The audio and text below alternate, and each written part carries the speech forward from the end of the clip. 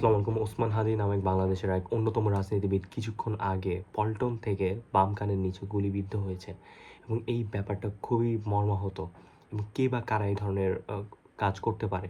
বর্তমানে বাংলাদেশে যে ধরনের রাজনৈতিক দল আছে তারা কখনোই চাইবে না যে এই ধরনের সিচুয়েশন ক্রিয়েট করে, পরিবেশ ক্রিয়েট করে যেন রাজনীতির নির্বাচনটা পিছানো যায়।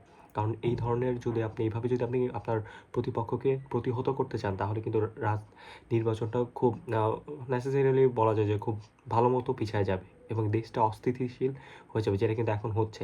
দেশের রাজনৈতিক নিরাপত্তা নিয়ে প্রশ্ন উঠতেছে এবং খুবই স্বাভাবিক। দেশের গোয়েন্দা সংস্থা কি করতেছেন? হ্যাঁ, মানুষ দেশকে রাজনীতি অস্থিতিশীল করতে চাবে, যে যা মন চায় দেশকে নানানভাবে ক্ষতি করতে চাবে, কিন্তু তারা চাইলেই কেন পারবে? দেশের যে রাজনীতি, যে দেশের যে আইন শৃঙ্খলা বাহিনী, তাদের ভূমিকা কী? দেশের যে গোয়েন্দা সংস্থা, তাদের অবদান কী? তারা কেন ধরতে পারতেছেন যে আগে থেকে এই ধরনের প্ল্যান হইতেছে?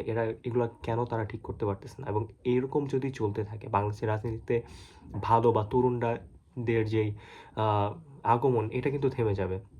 বাংলাদেশের রাজনীতি যে এতটা নোংরা এবং এতটা বিশ্রী হতে পারে এটা তার অন্যতম প্রমাণ। হুট করে একটা মানুষ দিনে দুপুরে পল্টনের মতো জায়গা, যেখানে বিএনপির কিন্তু কেন্দ্রীয় জায়গা, ওইখানে এসে তাকে গুলি করছে। এবং এই হাদি ভাইয়ের যদি এই যে রাজনীতিক যে কৌশল নিয়ে বলি, সেটা কিন্তু অসাধারণ একটা কৌশল। তিনি কিন্তু কোটি কোটি টাকা খরচ করতেছেন না, তিনি কোনো পোস্টারে টাকা ভাঙতেছেন না, কোনো প্রচারণায় ওই ধরনের টাকা ভাঙতেছেন না। তিনি প্রতিদিন ফজরের নামাজ পড়ে নিজে নিজে মানুষের সাথে মোলাকাত করতেছেন, মানুষের সাথে হ্যান্ডশেক করতেছেন, রাস্তায় রাস্তায়, পাড়ায় পাড়ায়, মহল্লায় মহল্লায় তার এলাকায় ঘুরে ঘুরে মানুষকে লিফলেট বিতরণ করছেন, তাকে তার জন্য আমন্ত্রণ জানাচ্ছেন, তার দলের ব্যাপারে বোঝাচ্ছেন, তিনি কি কি এ কাজ করবেন বা গুরুত্বপূর্ণ কাজ করবেন সেগুলো নিয়ে বলতেছে।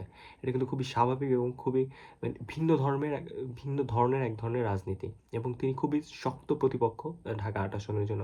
এক ধরনের বিজয় নিশ্চিতই বলা যায়, কিন্তু তার যে ধরনের জনপ্রিয়তা এবং তিনি যেই ধরনের নির্বাচনী কলাকৌশল, একদম ভিন্নধর্মী এক ধরনের কলাকৌশল অবলম্বন করছেন, যেটা এক শুধু মানে আসলে একদম প্রশংসার উপযুক্ত। আপনি কবে বাংলাদেশে দেখছেন যে এই ধরনের ঘুরে ঘুরে লিফলেট বিতরণ করছেন, নিজের এলাকায় ঘুরে বেড়াচ্ছেন, মানুষদের সাথে কথা বলছেন?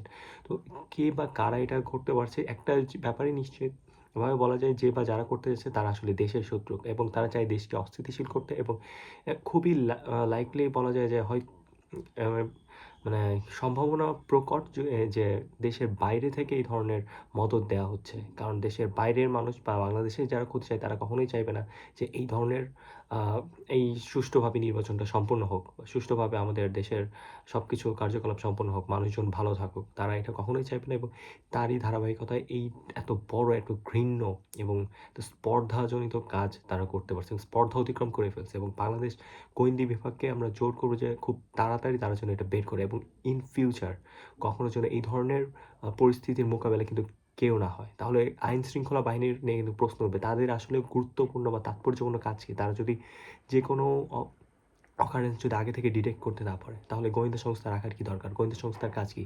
ইতিমধ্যে কিন্তু গোয়েন্দা সংস্থা নিয়ে অনেক ধরনের অনেক মাইথোলজি, অনেক ধরনের কিন্তু অভিযোগ আছে এবং যেটা খুবই সত্য, এবং মানুষজন কিন্তু খুবই ত্যক্ত এবং বিরক্ত এই গোয়েন্দা বাহিনীর ওপর, গোয়েন্দা সংস্থার উপর।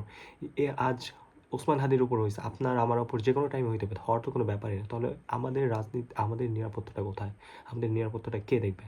তারপর আপনারা সবাই দোয়া করবেন যেন ওসমান হাদি ভাই আমাদের মধ্যে আবার স্বাভাবিকভাবে ফিরে আসে এবং রাজনীতি করে এবারে নির্বাচনটা যেন করতে পারে এবং তিনি যেন জয়ী হয়। আসসালামু আলাইকুম।